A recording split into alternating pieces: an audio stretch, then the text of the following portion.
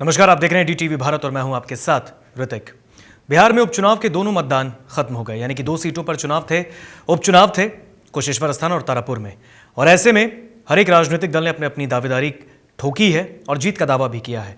और इसी कड़ी में लोजपा रामविलास के राष्ट्रीय अध्यक्ष और जमुई से सांसद चिराग पासवान भी पीछे नहीं है।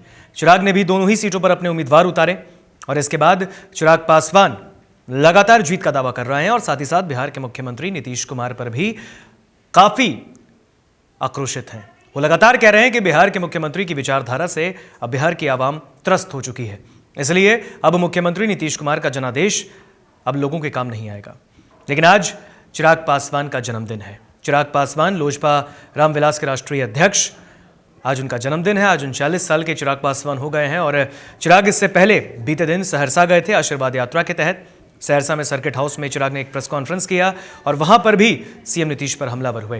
हालांकि उन्होंने कहा है कि उनके पिता स्वर्गीय रामविलास पासवान की जो विचारधारा थी, जो बिहार को विकसित राज्य बनाने का जो उनका सपना था, उसी को लेकर चिराग लगातार आगे बढ़ रहे हैं और बिहार फर्स्ट, बिहारी फर्स्ट का जो विजन है उसको बिहार की तमाम आवाम के प्रति एक एक इंसान के दिल में डालने की कोशिश कर रहे हैं। आज चिराग का जन्मदिन है। चिराग सुबह पटना के महावीर मंदिर गए, वहां पर पूजा अर्चना की। हनुमान जी से उन्होंने बिहार के मंगल की कामना की है और साथ ही साथ उन्हें भी मजबूती देने का उन्होंने आशीर्वाद मांगा। उन्होंने कहा है कि उनके परिवार इस वक्त बिखरा हुआ है, जिसको वो संजो रहे हैं। हालांकि उन्हीं के परिवार पे लगातार वो आरोप लगाते रहे हैं, कुछ मेंबर उनके ही परिवार के। हम बात कर रहे हैं यहाँ पर केंद्रीय मंत्री पशुपति पारस और उनके भतीजे और चिराग पासवान के चचेरे भाई प्रिंस राज, जो कि सांसद हैं, उन पर भी हमलावर रहे और उन्होंने बार बार कहा है कि हमारे घर में ही फूट डालने की कोशिश की गई थी।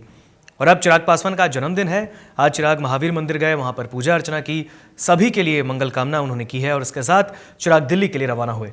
लेकिन दिल्ली जाने से पहले पटना के एयरपोर्ट पर भी इंडिगो एयरलाइंस में जब वो जा रहे थे, उसी वक्त इंडिगो एयरलाइंस के अधिकारियों के द्वारा और तमाम लोगों के द्वारा चिराग पासवान का स्वागत किया गया। और इस वक्त आप देख सकते हैं तस्वीरों के माध्यम से चिराग पासवान को गुलदस्ता देकर उनका स्वागत किया गया है और चिराग अब दिल्ली के लिए रवाना हो गए हैं। और ऐसा कहा जा रहा है कि चिराग अब दिल्ली में अपनी माता के साथ अपना जन्मदिन मनाएंगे।